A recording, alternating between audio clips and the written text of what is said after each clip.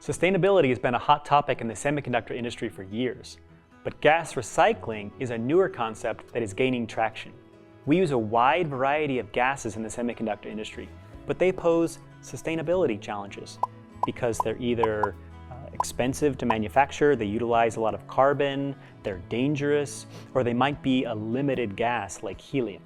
Today, we clean our exhaust and vent it into the atmosphere, but it's entirely possible to capture the exhaust and reuse it.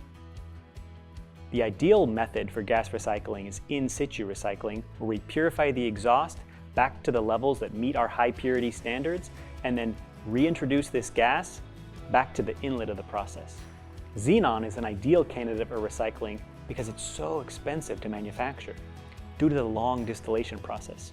To help you understand the cost, the price of xenon could be $120 for 2 liters of gas, whereas nitrogen costs less than a penny for the same amount.